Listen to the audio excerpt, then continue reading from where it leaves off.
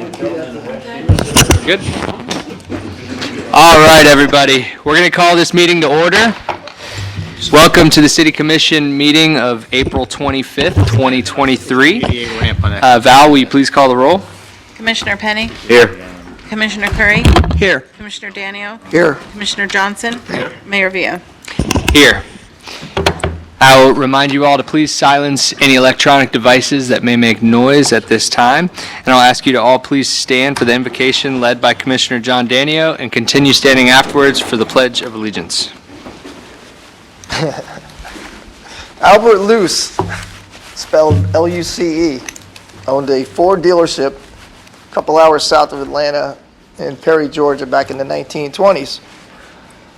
So he had an unusual request from a cement company to put together some vehicle or see if they could furnish them with a vehicle that would house all his employees at one time. So Mr. Luce, being the innovator that he was, took a Model T Ford open bed, extended wheelbase truck, put together this big steel cage on the back of it, and furnished them with exactly what they needed, which just happened to turn out to be the first school bus.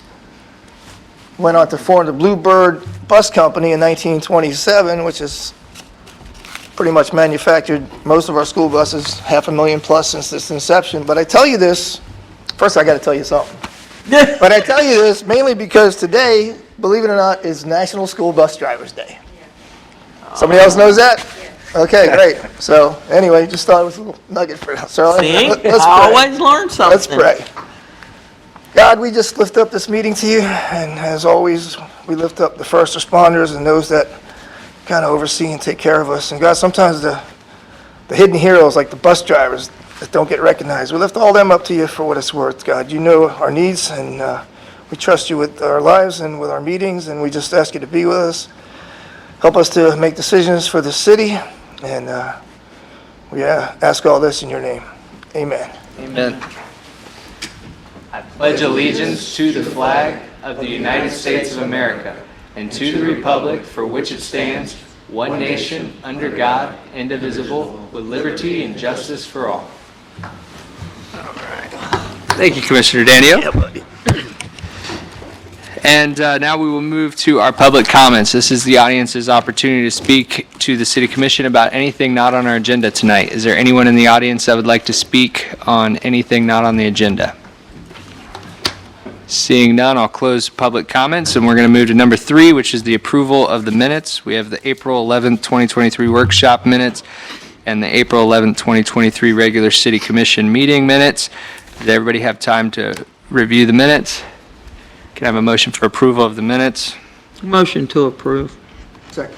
We have a motion to approve the minutes from Commissioner Curry and a second from Commissioner Danio. Is there anyone that would like to speak on the minutes tonight? Seeing none, I'll close public participation. All those in favor signify by saying aye. Aye. All those opposed, the motion carries unanimously. Now we'll move to our consent agenda, items 1 through 3.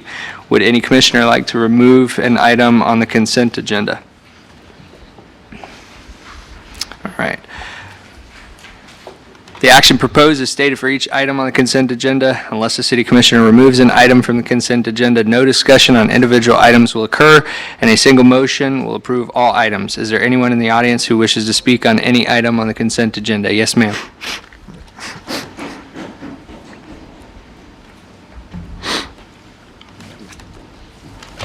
Hi there, I am Heidi Heller, 460 Ridgewood Avenue. Thank you very much for allowing me to speak in the future excellent city of Holly Hill. This is for number 2, the piggybacking agreement for the property development registration. So I do understand that ProChamps has the property registration, vacant registration, foreclosure, and the rental regulation and licensing, which is not part of this agreement. One which does not really concern you exactly is the business license for ProChamps in their registration is a different address. So you don't control that, so maybe they need to update that. But I do have questions for the record about how many registrations there are from Holly Hill that are added each year. We're paying $100, from what I understand, $100 per registration, so that's only 100 registrations, if any. How is it used? Is it corporate? Do people, what type of people are actually using the site? Does the city actually use the site?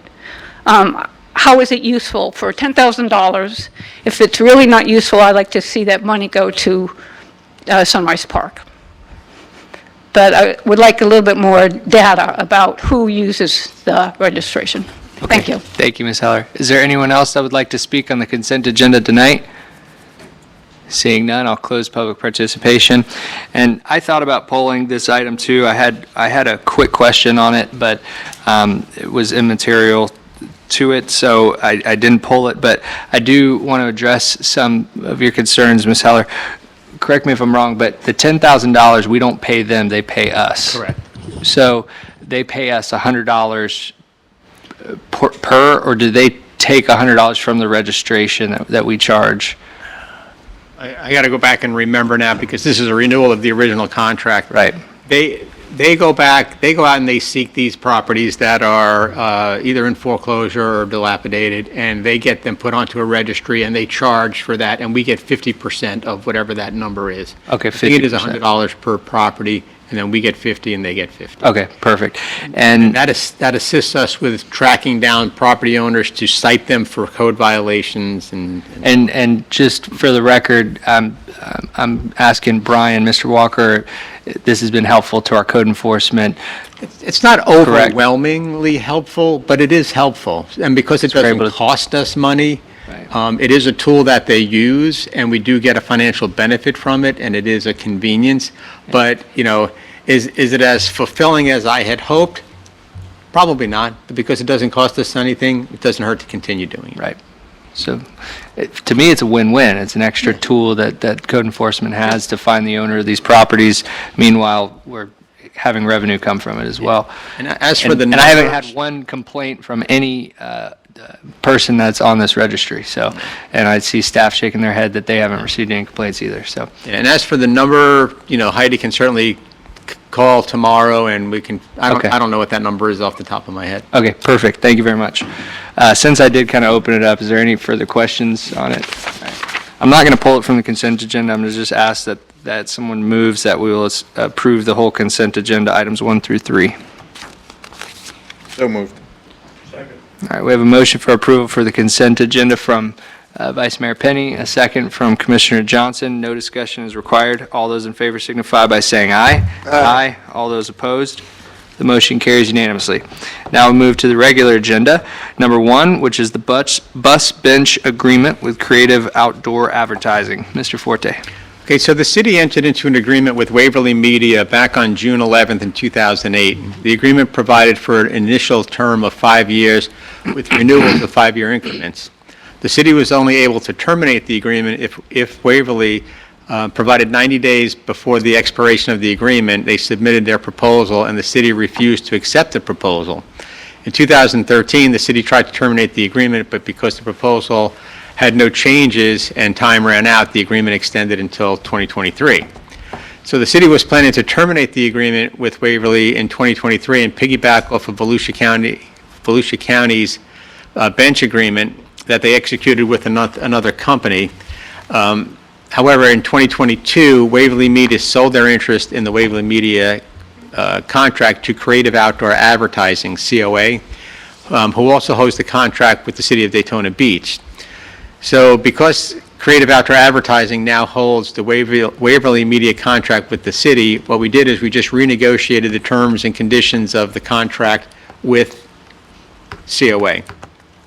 So a few points of interest in the renewed agreements, and there were several. I had gone back and forth between their representative and Scott, and it actually took several months and a lot of tweaking to finally get it to where both sides were comfortable. So it does start out with an initial term of 10 years with 5-year extensions upon providing written notice at least 90 days in advance. And there is a specific termination clause, which we did not have in the Waverly contract. So this one gives us a specific termination clause.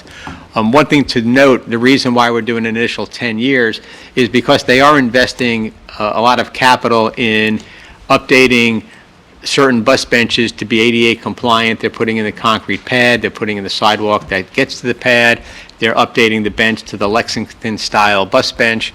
So there is a capital investment on their part that, they don't want to get into this for 3 years and we cancel it, and we've got all their benches and they walk away with nothing. So initially, they're going to be able to change out at least 30 benches within the first 60 days, and then replacing other benches where the right-of-way permits. You'll notice that a lot of our bus benches are not in right-of-way. Some of them are actually on private property. So where they are available in the right-of-way, where we can make them ADA compliant, that's what the plan is. That's what we will do.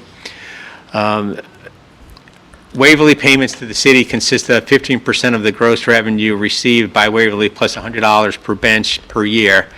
What we're going to get from COA is $27.50 per advertising bus bench per month, paid every 90 days.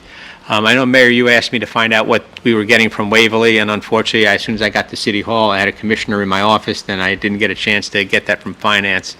But I've got to imagine that they're pretty close to what the annual amounts are going to be. And I think just the fact that we're going over to the Lexington-style bench, which is it's a decorative metal bench, and it's got the bench separator in between, so it's really not conducive for laying down. They're going to look much, much better. Perfect. Yeah, and just to follow up on that, I asked you the question late, so I apologize, but the reason is I just want to make sure, because this revenue goes to the chamber mostly, so wanted to make sure that they weren't going to be losing revenue, but it's my recollection that it's about the same as well. It'll be about the same, but it also depends on how much advertising they actually sell. So Yeah, if true. this company sells more advertising, even if it's at a lesser rate, for more the chamber would make benches. out better. Yeah, So yeah. It all depends on how much they sell. Great, thank you. Are there any questions about this for staff? All right, seeing none, we'll open this up to public comment. Is there anyone in the audience that would like to speak on this item? Seeing none, I will close public participation, and I'll entertain a motion for approval as stated by staff. Motion to approve. We have a motion for approval from Commissioner Danio, a second from Commissioner Johnson. Any discussion needed? All those in favor signify by saying aye. Aye. All those opposed? The motion carries unanimously. Now we'll move to number 2, request for lien reduction, 1609 Ridgewood Avenue. Mr. Forte. Yes, you're all familiar with 1609 Ridgewood Avenue. That was the former Hills Plumbing Building just on the north side of Flomish, on the other side of the 7-Eleven gas station there. It's been in disrepair since at least I came back here in 2014, because one of my first meetings is when I met the owners of that property, and nothing's ever happened. In fact, they had done some illegal construction work inside of the building that they were stopped on doing. They were operating out of the inside of the building, which they were stopped from doing. So recently, they needed to refinance a building, an apartment complex that they owned in Daytona Beach, and because our lien was applied to their property in Daytona, they weren't able to do that. So that got their attention enough to go ahead and start to fix this property up. So what they've done is they've completed all the work on the outside. It's now in compliance. The inside is still not done, and we really don't have a timeline for that. We just wanted the outside of the building to look presentable as people drove by. So because they've put a great deal of time and money into fixing this property up, I've estimated my recommendation for the lien payoff to be 5% of the original lien. The original lien was $86,850, and I recommended a lien reduction payoff to be $4,980.03. In addition to that, there's two parcels there. One is the parcel that the building sits on, the other is the parking lot parcel. They're two separate parcels under single ownership. So I've asked them, and they've agreed to go ahead and combine those into one single parcel. Thank you, Mr. Forte. Is there any questions for staff? know if I have any questions. I just was like, I think Mr. Forte is more than generous and puts a lot of time and energy into these things, you know. I mean, I know our kind of mission is to get in compliance, but I just give him a lot of credit for going through all this headache, because that thing has been an eyesore down the street for me for a long time. Well, Finally looks good, but, it took a long time, but the process eventually worked. yeah, well, that's great. Yep. Way to stick to your guns, you and your staff. Thanks, Joe. Any further questions? With that, we will open this up to the public. Is there anyone in the audience that would like to speak on this lien reduction tonight? Seeing none, I'll close public participation, and I'll open the floor for a motion. Motion for approval. Second. Commissioner Johnson? Motion's in my backyard, you know, kind of looks good. Yeah. All right, but we have a motion for approval from Commissioner Johnson and a second from, did I hear John? I think But- Mr. That's Daniel all right. beat me. I think he was all right. All right, we'll give Time it- goes to the anniversary guy, right? We'll give it to the Vice Mayor, seconded by Vice Mayor Penny. Any discussion needed? Looks good. All right, we'll take a vote. All those in favor signify by saying aye. Aye. All those opposed? The motion carries unanimously. Now we move to number 3, request for lien reduction, 1574 Hammock Drive. Mr. Forte.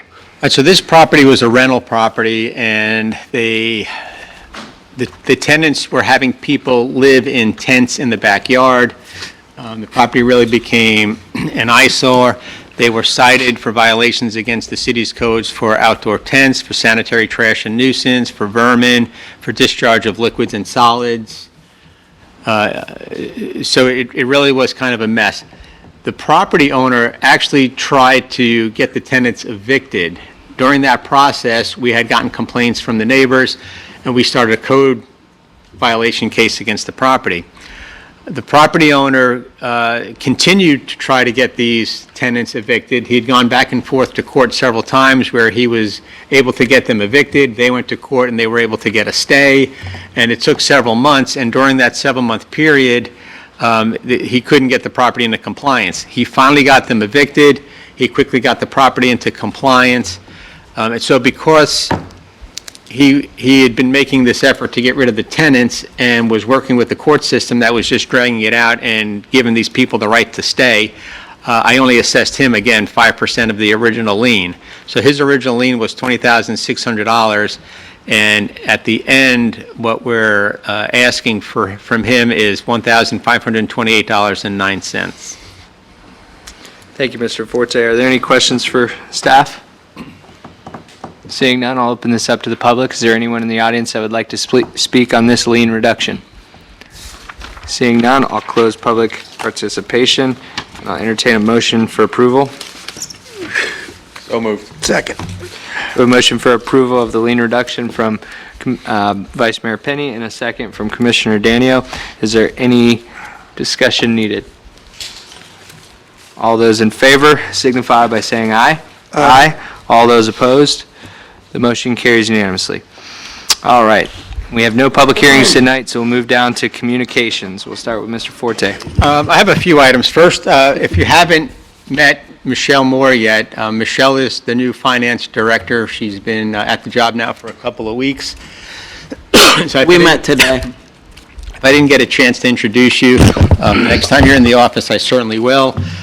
Michelle just completed her 1 year with the city, so we're happy with the progress that she's making and what she's learned and what she's brought to the department already.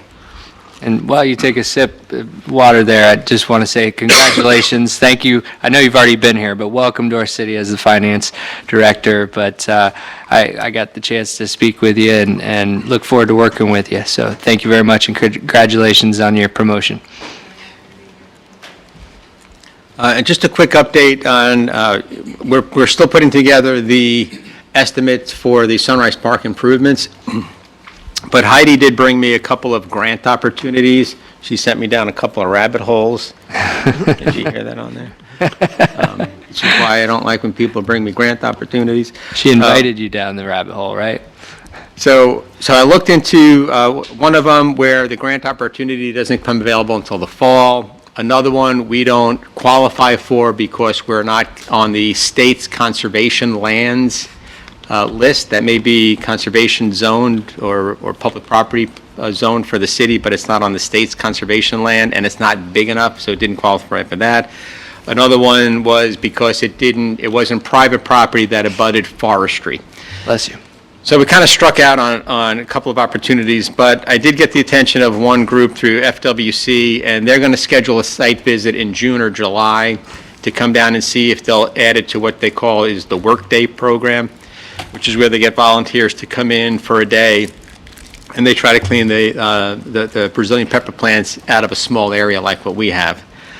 My concern with the pepper plants there, and Mayor, I showed you outside the window here, all along the canal here, these are also Brazilian pepper plants. And they're an invasive species because of how they reproduce. They have these seeds, and they drop these seeds or berries, and wherever they drop, they start to grow saplings and seedlings, and they become invasive. Well, every time they drop these berries in this water and they float down there to the park, they're going to end up coming back. And my biggest concern is when we enter into agreements with these groups that are going to come in and help eradicate the pepper plants, they then ask us to sign agreements where we will then maintain it in perpetuity and prevent them. And I'm just not sure what the level of effort that maintenance will be, being at the tail end of where all these berries end up in that little cove down there.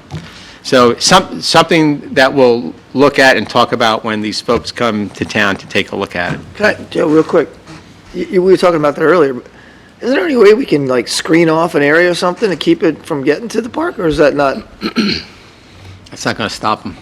No? No, that's birds pick small, up the they get berries and they drop them. You can't Brazilian train the birds? Brazilian peppers are a very invasive plant, and they're very hard to control. They're extremely hard to control, but we'll do the best that we can. But I just want everybody to understand, they're not just down there. They're all along the entire path of the LPGA canal, all the way out to Nova Road. You look on there, they're all Brazilian pepper plants, a lot of Brazilian pepper plants. But we are making efforts in that direction. We spoke also of a kayak rental kiosk at Sunrise Park. So I made contact with that company again today, and the initial installation price went up to $18,000.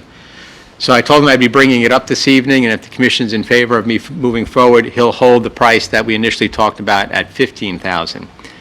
The only detail that I need to find out from him is what the rental cost would be. And there are two scenarios. One is a version where the city and the vendor splits the cost of the rental. The other is where the vendor keeps all the cost of the rental. I don't see this as being an overly popular vending machine, so to speak, but I do think it will get some use. So for us to make a couple hundred, maybe a couple $1,000s a year off of it, I don't think it's worth the price increase. So if we can get the price lowered and create a better opportunity for our residents to go there and actually rent a kayak and use it for the day and bring it back, I think it would be the best opportunity. Yeah. So without objection, I'd like to put that on the list of our Sunrise park improvements that we talked about at our last meeting, unless somebody would like Is it to on the discuss list, it. or is that going to? We've talked about it individually in my office, but the day of the Sunrise Park work session, I didn't bring it up. I was supposed to bring it up, and I didn't bring it up. So Right. it's an opportunity to provide another activity in the city at a reasonable cost that we don't have to manage or maintain. So in other words, somebody comes in once a week, they make sure everything is working good. If something's missing, we're not responsible for it. The vendor's responsible for it. So we're just providing them a space to place their kiosk. I think it's a great minimal cost amenity that will be enjoyed I by think it's a win-win. many people. But, Vice Mayor? My only concern is I want to make sure that they maintain that kiosk, for lack of a better word, to our standards. I don't want to see it 3 years from now, a rusted piece of junk. Yes. Well, Amen. it shouldn't be, and we'll take a look at what the contract is and what the maintenance requirements are, and if we get to go out and inspect it and determine if it's not being maintained well. So once I get that, obviously I'll send it to Scott for review, and we'll see what the details are. Commissioner Daniel? no, let me understand what you're saying, that we're not locking into the 15 because, We are locking into the 15, we're not going to be locked into 18. but if it's on our list, are we committing to it? I thought our list was a list of priorities, and if or are we pushing it to the top of the list? When do you need to tell him that you're? Yeah, that's what I I'm looking wanna- at. I I'm a little wanna- confused here. I mean, he Take hasn't, action on it right away. he hasn't sent you the contract yet, right? I might have a version of a contract, but I need an updated contract. Okay, So it's something that would be put in probably the next couple of weeks. yeah. So we're committing it to it. And would we have to take formal action to approve it here? For $15,000, There's a lease of land, he's leasing the land pretty much, at no cost. and no cost.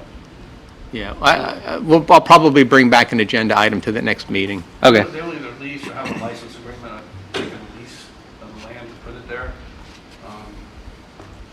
So, okay. Well, I'm comfortable with bringing that up on a future agenda if there's any objection to that.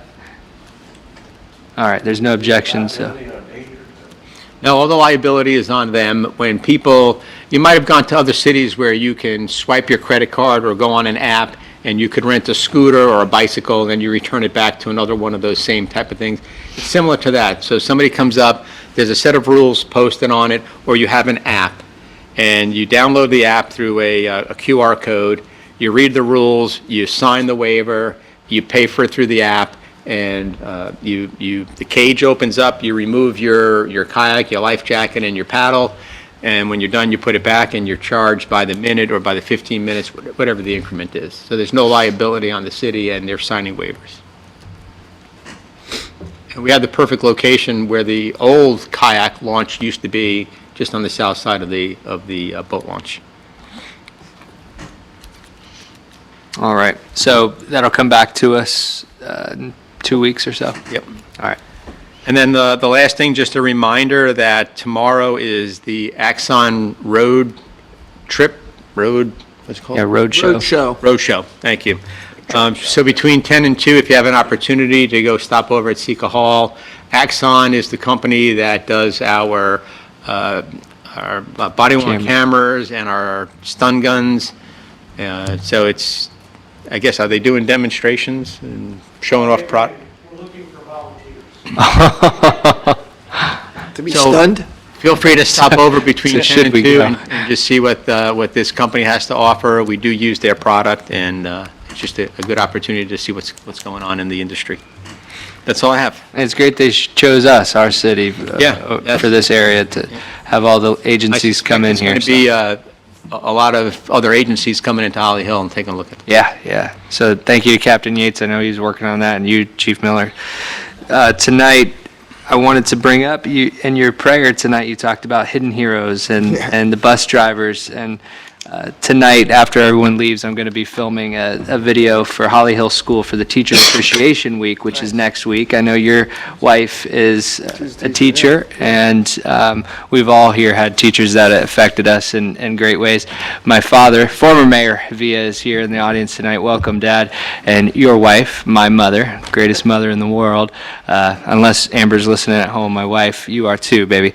But is a teacher for 35 years. Yeah, I had to recover quickly there. She taught with my wife. That's right. Your mom, yeah. 35 years, and I just see firsthand how much time, effort, love, energy that they put into their job, and it is truly a thankless job in this day and age. And so just you talked about hidden heroes, and I think teachers are as well. So Without school bus drivers, kids wouldn't get to the teachers, though, you know that.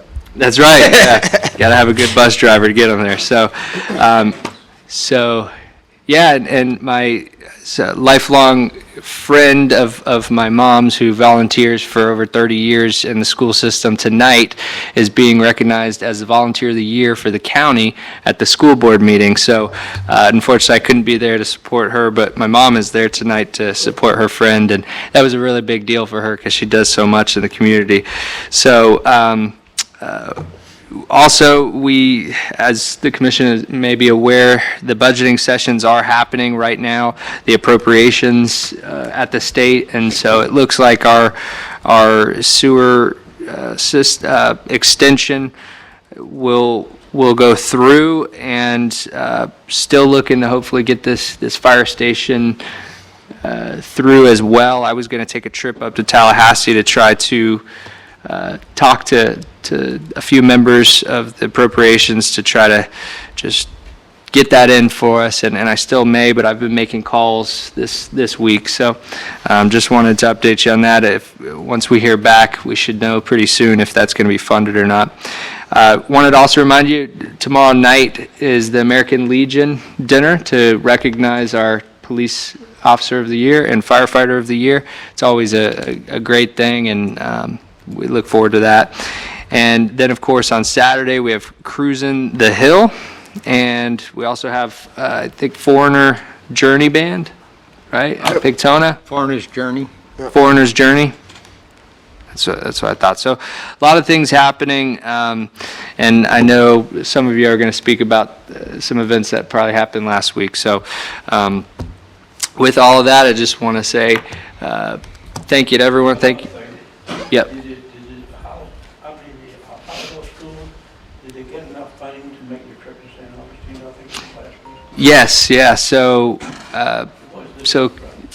what I brought up about a month ago, Commissioner Johnson contacted me and helped get several businesses on board to help fund the field trip for the fourth graders to go to St. Augustine. It's a very important trip, and I want to thank you very much. Thank you for reminding me of that. Thank you, Commissioner, for helping there.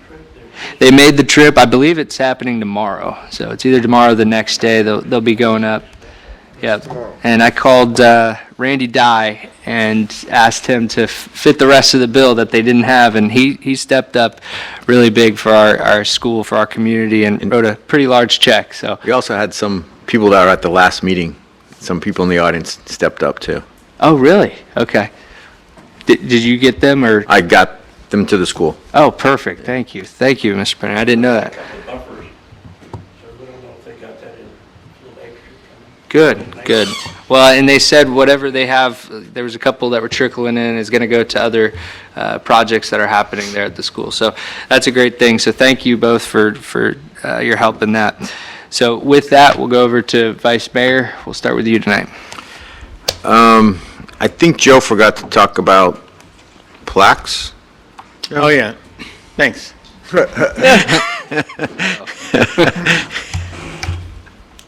Oh, you already got a mock-up. So here's the two plaques that you voted on the last time in draft format. I don't know, Val, if you could blow them up. You could look at them just one at a time if you blow them up large enough. So if you go to the bottom one first, Val, I don't know if you can do that and scroll up, or you should be able to just drag it. They're not like that in real life.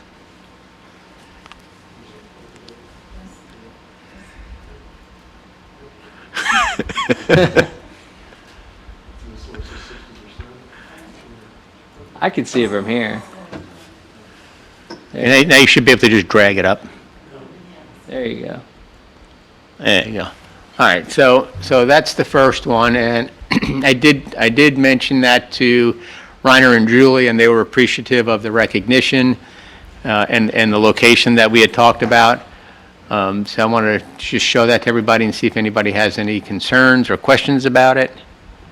No concerns, but just on the Pictona one, I was District 4 Commissioner. What did where, You put Roy twice. on Pictona 1, John, Arthur, Penny, oh, Yeah. oh, okay, Just a small thing, yeah. minor detail. Minor detail. Good catch. Okay. Nobody caught it at the last meeting. Yeah, I didn't read it It had to be on there. too closely. If you scroll down now, and we'll take a look at the other one. And they literally took my draft verbatim because I have the word date in there in capital to insert the date. It's not going to say date. Right. But I sent everybody the latest that I had gotten from them, and they're thinking this isn't going to be ready to be installed until after the first of the year in 2024. Wow. So my question to you is, do we want to put a date in there? Do we need to put a date in there? Can we just dedicate it without a date on the plaque, or do you want to wait for the date?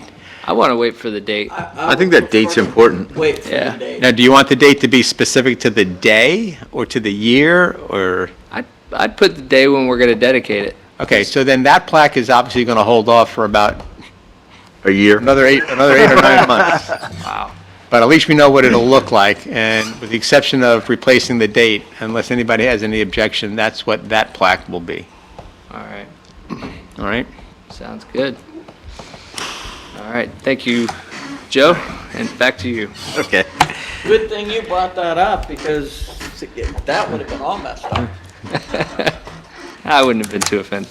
A couple quick things, and just things that I would like to talk about in the future. Signs on buildings that have gone out of business. Basically as a billboard. I think we need to look at that and either remove the sign or have the sign blank put in there. You know, if my Allstate office went out of business tomorrow, the Allstate sign could stay up there for another 3 years. We've got some of those around town. They're like, they're zombie buildings that have signage for businesses that aren't there anymore. Just something I think we should look at. Something else that I've been getting hit up a lot with at work is, and I don't know if we can change it, but it has to do with wind pool designations for insurance. And it goes back years, but insurance policies used to cover fire, theft, wind, hail, tornadoes, and everything. And then insurance companies didn't want to insure on the beach side because they thought hurricanes would stop at the river for some reason. So they established these wind pool areas, and all of the beach side is a wind pool. And then if your city has beachside presence on the mainland, then it extends over here. So we don't have any beachside presence. Doesn't really bother homeowners so much, but it bothers businesses. So that when you insure your business, you have to purchase 2 separate policies. You have to purchase a windstorm policy and a hazard policy. South Daytona is the same that we are. And so when commercial businesses purchase a hazard policy years ago, before hurricanes were so terrible, they included wind for an additional cost, but they included wind, just like your house does. But now they're excluding wind, and you have to purchase wind through a third-party wind carrier. The number one is Citizens, which is the state insurance program. But because we are not in the wind pool, our business owners can't buy windstorm policies from Citizens because we don't have that designation, because historically when it was set up, we never had a beachside. And it's a little more complicated than that, but that's pretty general. But I don't know if it can be expanded. Citizens doesn't want any more businesses, but our business owners are hurting. Bristol West was a company you could buy windstorm coverage from, and they went bankrupt last year. So there's very limited. You got some words of wisdom? Quite a while ago. Can you pull your microphone in front of you? Quite a while ago for South Daytona, we looked at amending the windstorm area, the wind zones. And Right. Volusia County is, and this is going back 10 or 15 years, but Volusia County is extremely unique in how ours is drawn up. It is. Down south, 95 is the line. So if you're east Yeah. of 95, you're all in it. But we're kind We're by of, city, but at the time, South Daytona was in, Holly Hill was out. And in the wind zone area. So South Daytona and Holly Hill were changed differently, and there was a hearing process you had to go through to create, to amend the zone. And what was happening in South Daytona is because they were in the wind zone area, it was a time when, for homeowners insurance, if you were eligible to participate in the state's wind pool, your homeowner's insurance could drop you and make you go get your windstorm insurance from the state. Now, this is several years Right. ago, and rules may change. And I remember we looked into it, and I think when we got to the point of actually having to have that hearing, we decided not to do it.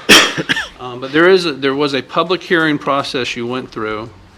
I may be able to dig up all that old information, and that was at the time, what the rules were at that time. But I do know Volusia County makes no sense because and it's probably based on usually city limits, so like Daytona Beach goes way out, past 95, but then Holly Hill is treated totally different. Right. And it makes no sense, the line makes no sense. All across the state, everything is a straight line, more or less. Here are zigzags. We're the only one that's based on city limits. And it's very expensive, so you have to buy, let's pick on Ace Hardware. And they have to buy coverage for their windstorm through companies like Lloyd's of London. And instead of paying $5,000 through Citizens, they're paying $25,000 to these other companies. And it's to the point where some people can't afford to buy windstorm insurance, but they have a mortgage on the building, so they're required to. And then the mortgage company buys it and tacks it onto the end of their loan. So what and you're it's- talking about is you want to have Holly Hill included in the windstorm. I would like to talk, I don't know that that's the proper thing to do. We need to study it because our business owners are getting hammered. So we're not in the designation, or? No, we're not in the wind So pool area. Each side is. And that, I find that interesting because there was a grant that just came out this year, within the last year, that homeowners could go and have new windows Right. put in. And no one in Holly Hill, when you looked at the wind area, it went right. Because we're not in Holly the wind, Hill. we're not in the wind pool, so you're not eligible for those type of things. So that's what that is. Yeah. So just something for further discussion. I just want to bring it up that my phone is ringing off the hook about it. So there's a legislative process for that, or No, it was a public trial. okay, so through It's the a public hearing court, process. okay. Well, A legal, it may be an administrative hearing judge that does it. Like I said, it was early 2000s maybe when I looked into it for South Daytona. And it was just the opposite. South Daytona wanted to be out of the pool because at that time, if you were in the pool, your homeowners could drop you and force you to go to the state. and that's true, but it very rarely happens anymore. Yeah, but back then, everybody was. Back doing it. then, everyone was doing it Yeah. because the only carriers were Allstate and State Farm, the big giants. Yeah. Now the Security Firsts of the world have figured it out, and so Did the city have the opportunity to opt in or out? I don't know. I mean, it was back in There the, was a hearing back in the 70s. it was back in the 70s when this all came out. I'm talking about in the last 20 years, because I remember us talking about this, and I think we opted out of the wind pool because at that time, it was more harmful to our, And at that time, it would have been more harmful to residents. But So- at this time, I think I should, at least give me the opportunity, I'll work with Val and see if I can't go back and see if we made a decision on opting in or out of that wind pool, because maybe that'll give us some historical context. methodology on how to move forward from that point. I don't know that you should spend so much time going backwards because the whole insurance industry has changed in the last 10 years. And so what, 2 years, really. Yeah. in the last 2 months. Yeah. And Citizens probably wouldn't be in favor of expanding the wind pool area anyways because they are getting hammered with additional policies. And they don't, it's just scary. But I can look pretty easily into state law administrative code to see, does the process even exist? Yeah. And so that may still exist, it may have been changed, it doesn't exist anymore. It could be what Joe says, once you opted in or out, sort of like FRS. Once Yeah.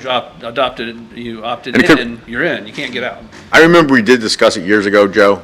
At that time, it was very harmful to the residents. Yeah, I'm almost thinking we intentionally opted out. But the whole things have, it's changed drastically, You so. might have been here at the time. So anyhow, we'll figure that out later. My wife's gonna be mad at me if I don't get out of here. The other thing, concerts. Had a good concert, and I was sitting over there trying to figure out, how do we promote this better? You know, we really don't have a marketing budget. We've got great talent securing the performers, but I think we're missing the mark when it comes to promoting the event. We're getting the talent there, but we're not getting the public there. And so my brain started thinking of crazy ideas, and I ran some of them by Joe, and Joe told me some of them were dumb and some were okay, so. But anyhow, I think something that's very affordable, that we should have the CRA buy little real estate signs. It says, check hollyhillevent.com for this weekend. pass them out through the Chamber of Commerce. If we had 20 or 30 of those that went out every Monday when there's a Friday or a Saturday event, free advertising. I also thought that maybe the next Dueling Banjos, maybe we have an employee appreciation night. Banjos or pianos? Dueling piano. Banjos would be fun, too. Dueling piano. They did do the piano. So, the dueling, so, Song at the end. here's my thought. Okay, great entertainment, nobody was there. We don't make any more or less money if we were to invite our 100 employees and their spouses. And I think if we had 25 of them show up with their spouses, that's another 50 people in attendance. It's just there's energy with people there. The more people there, the more advertisement you get, the more word of mouth you get. Hey, it was great, it was packed, it was standing room only. Oh, wow, there was 3 people there, it sucked. Could have been the Rolling Stones, and there's 2 people there. That was the worst concert I ever went to. But so just something to think about. We got time to talk about it. But I'm supportive of all that, John, and I think that's a great idea for the employees. Number one, I think it's great to give back to the employees who work so hard to help with all Right. of these events and all of these things, and I think that's good. And like you said, it doesn't help or hurt us. When the time comes when it starts selling out, we may not Right, be able exactly. to do this. But it is true that people are sheep, and when you are around other people at a concert, you have a better time. There's more energy, like you said. The one thing I brought up to Mr. Forte that I would like to see is us work on the lighting. There needs to be better ambiance. It needs to be darker in the audience, and then lighting for the stage. So we got to figure that out. Joe said he's looking into that for us too. So We had a discussion about lighting today. okay, We had a discussion about both of these things today. So we're trying to address the lighting concern. I don't know specifically if all of the lights under the covered area are on one switch, or if the center court's on one switch and the outers, but I do know that when you dim the LEDs to a certain point, they automatically shut off. You can't dim beyond. So I don't want it to be an all or nothing light scenario, because it's not set up that way for a lighting for pathway, and we don't want, it's so dark that people fall going to the restroom or to get a drink. So we are exploring the options of what's available for dimming lights versus keeping certain lights off, the stage lights being enough to illuminate the audience, or the surrounding lights to spill over to illuminate. So we were talking about it today. okay, and I'll discuss some ideas I have with you later too, that we may be able to purchase walking lights that are temporary, that only go out during that time. So But rope lights or, yeah, somebody trip over a rope. similar stuff, but I mean, these are great things, and I think we got time to do it. Just flashing back to the Speedway. When attendance was down at the Speedway, they painted all the seats different colors, so it looks like there's people in the seats. And so if we were to have our employees come, maybe we would have complimentary tickets. When we have Major League Pickleball across the street, I didn't pay for tickets because they were complimentary. They were trying to fill the seats for TV and create that energy. So I'm not saying that we make everything free, but we may be able to seed some people in the seats to gain that concert-like atmosphere that we're all wanting to do. Not forever, but until we get this thing rolling. And I think if we don't do some crazy things like that, we're going to lose the momentum, and people are going to say, oh, no one went, it was terrible. So I would rather throw a couple more dollars at it with some of these out-of-the-box ideas. Put the banner across the week before, hollyhillevent.com, coming this Saturday. Stuff like that. Just let's give it our best shot, because we all want it to succeed, and none of us are promoters, and we don't have $50,000 an event Right. to fill it. right. So that's where I'm at. Yeah. I'll shut up. I like that, and all of those are very cost-effective, minimal Yeah. things that we can do to help make it a success. So thank you for those Thanks. ideas. I Vice think Mayor. Rick would appreciate that too, because he's asked us all to come up with ideas to try to boost things, so. Good, Yeah. good. Thank you, Vice Mayor. Is that all? Yeah. All right. Oh, wait, sorry. Yep. League of Cities Dinner, May 25th. You got to let Val know if you're going to go. That's right. It's in Deltona? It's the big one, right? Yeah. Yeah. So I'm gonna be out of town, I can't. I'll just let Val confirm. know by I'll the confirm with end you. of the week. Yeah. All right, Commissioner Curry? Thank you.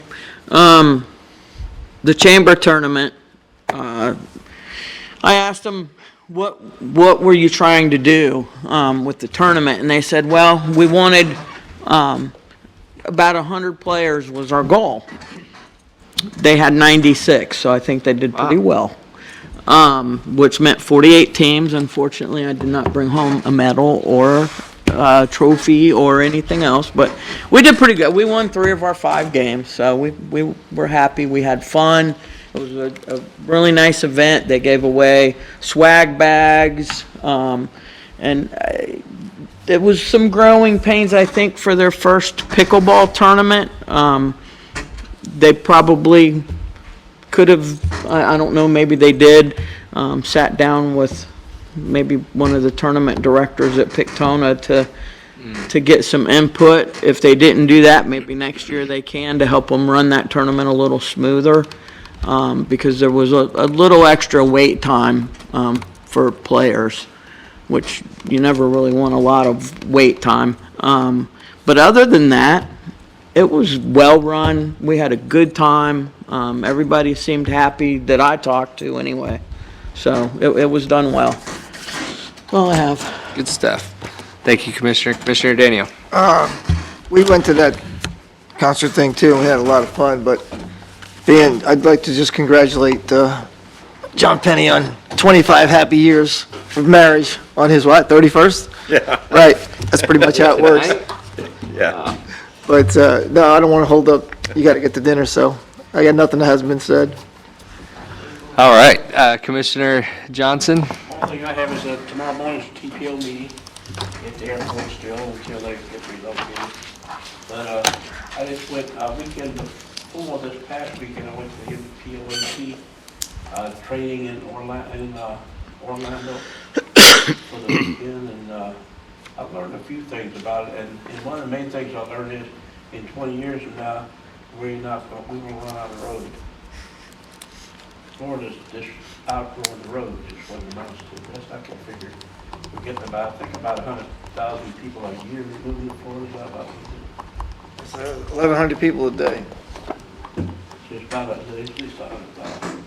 And Emmett is being born all the time. Emmett is getting the driving age all the time. And how many people are going to live to 100 in the next 20 years? And how many cars they're building each year, and they build a lot more than they get really old ones behind them, so. They figure it's probably gonna be maybe another, in 20 years from now, there might be 3 million more cars on the road in Florida. And how many roads will go after that? We need to start planning for roads instead of just growing and growing and growing and not have a place to drive and stuff. We're going to have flying cars. Jetsons, that's the We Jetsons. thought of that a long time ago. They didn't Watch. think about that. But You watch Uber, it's man. gonna be bad, but I mean, just for put it in perspective, we have 3 million more cars. Right now, there's 3.5 million trucks, semi-trucks, commercial trucks, on the whole entire interstate highway system in the United States. If we have 3 million more cars in Florida, compare that to that. That's a lot. We need to start. And half of them are going to be electric. It's going to be like, They've got to start doing some mass transportation, that's for sure. And maybe do some toll roads and things to generate income or something. But the main thing is, we need to start with LPG. Let's start with LPG. That's right. But tomorrow morning, we'll have some discussions with TPO. Hopefully somebody, maybe Joe can come, some people can come. Everybody's welcome. Thank you very much. Good night. All right, thank you, Commissioner Johnson. Is there any further business before us? All right, with that, we are now adjourned. good thing you got dinner.